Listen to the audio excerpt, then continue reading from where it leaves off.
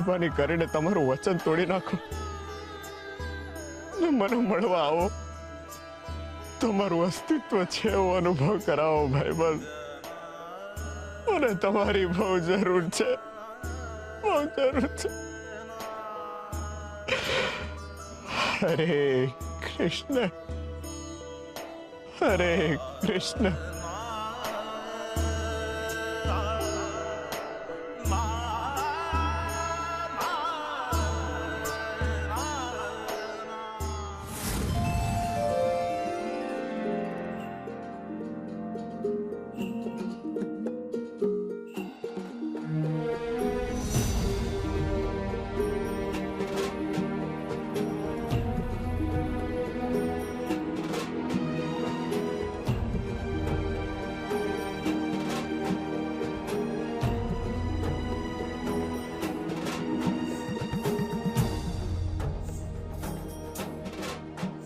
ભાઈબંધ,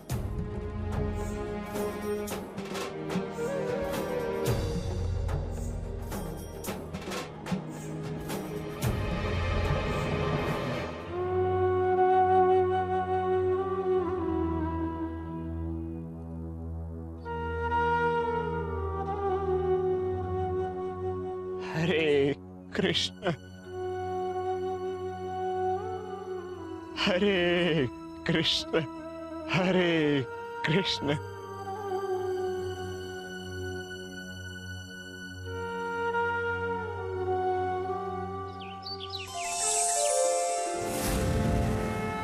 બોલો શ્રી કૃષ્ણ કનૈયા લાલની જય. શ્રી હરિ નમો નારાયણાય, શ્રી હરિ નમો નારાયણાય, શ્રી હરિ નમો નારાયણાય, શ્રી હરિ નમો નારાયણાય.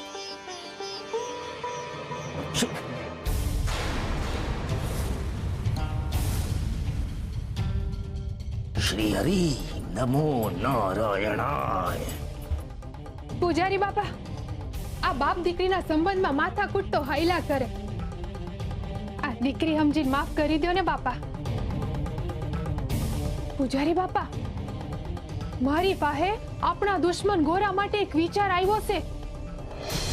આ ગોરાએ એનું બાળક ખૂંદી નાખ્યું, એ બદલ આપણે એને સજા દઈએ તો?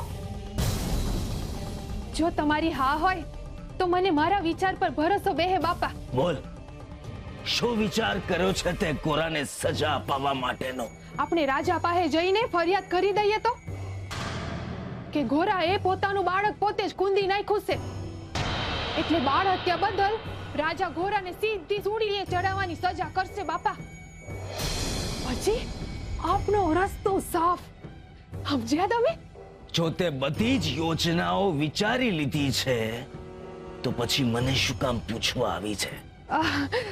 પૂજારી બાપા, આમાં એવું છે ને કે હું એકલી બાઈ માણા આ રાજા પાસે જઈને ફરિયાદ કરું તો ઈ મારી વાત ન માને, પણ જો તમે મારી હારે આવો અને ફરિયાદ કરો ને તો જરાક ભાર પડે બાપા.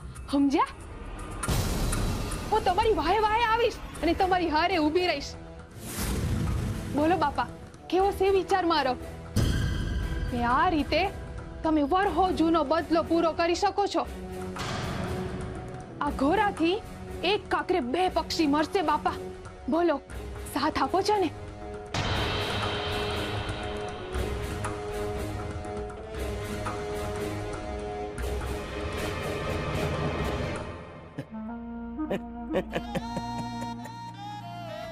આ ગામવાળા લોકો સાચું જ કહે છે મીઠી, કે તારા જેવી સ્વાર્થી અને તકવાદી બાઈ આખા ગામમાં બીજી કોઈ નથી. જે મોઢે તે મારું અપમાન કર્યું તું, એ જ મોઢે આજે સંબંધ સુધારવાની વાત કરી રહી છે તું. જ્યારે તે મારા ચારિત્ર પર કાદવ ઉછાળ્યો ત્યારે આપણા બાપ દીકરીના સંબંધો ક્યાં ગયા હતા? મીઠી, તું એટલી હદે સ્વાર્થી છો કે તારા સ્વાર્થ ખાતર તું મને પણ ફાંસીની સજા અપાવી શકે એમ છે. બસ બસ પૂજારી બાપા, તમારે સાથ ન આપવો હોય તો કાઈ નહીં, પણ આવું અપમાન કરવાની કઈ જરૂર નથી. તમારે હારે ના આવવું હોય તો કઈ નહીં, હું જાતે જઈશ મહારાજને ફરિયાદ કરવા. એક વાત સાંભળતી જા મીઠી, કે આ મંદિરના કમાળ તારા માટે આજથી હંમેશા બંધ છે. આ વાત ગાંઠ વાળીને બાંધી દેજે.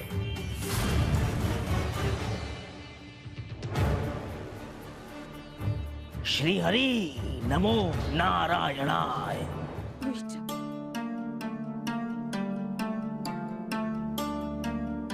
હે ભગવાન, આ ઉંમરની કારણે વજન પણ નથી ઉચકાતું. લાવ કાકી, હું તમને મદદ કરી દઉં. તમારો ખૂબ ખૂબ આભાર ભાઈ. હાય બાપા. હું થયું કાકી?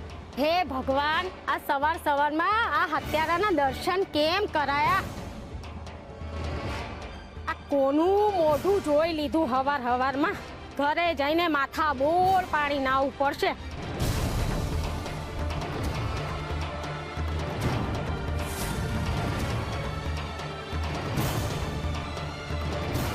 લાવ કાકી, હું તમને લાકડા ઉચકવામાં મદદ કરું. ના ભાઈ ના, લાકડા ઉપાડવામાં તારા જેવા હત્યારાની જો મદદ લઉં તો મારા ઘરનો ચૂલો અભડાય. પડી રહેવા દે લાકડા.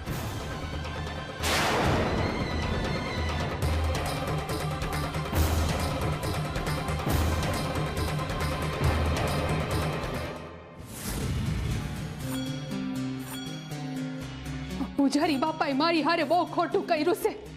અરે આખી જિંદગી સેવા કરી છે એમની સેવા. નાનામાં નાના સમાચાર એમના કાન સુધી પહોંચાડ્યા છે ને એમણે મારી મદદ કરવાની ના પાડી, મીઠીની મદદ કરવાની ના પાડી.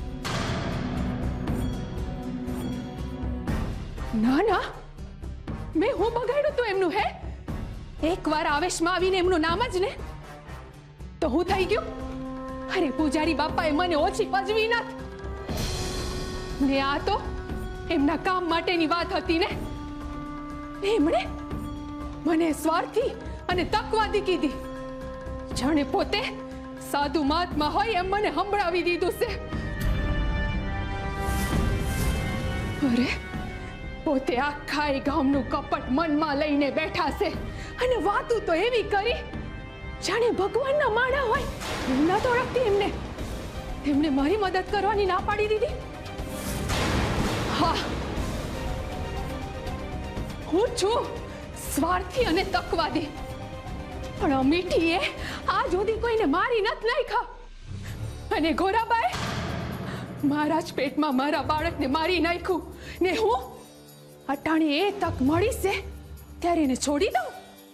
ના ના મીઠી, ગોરાભાઈ તને બહુ તકલીફો આપી છે. હવે સમય આવી ગયો છે બદલો લેવાનો. એમ સમજ કે ભગવાને તને તક આપી છે મીઠી. શાંત શાંત મીઠી, અને વિચાર કે એવું તે હું કરીશ તું કે જેનાથી તારું વેર વળશે. આ ગોરાભાને ધૂળીએ ચડાવવાની તક આવી છે, એ તું જવા નહીં દેતી. વિચાર મીઠી, એવું તે તું હું કરીશ કે જેનાથી તારા ગર્ભપાતની પીડાનું વેર વળે અને તારી આત્માને ટાળક વળે. વિચાર મીઠી, વિચાર.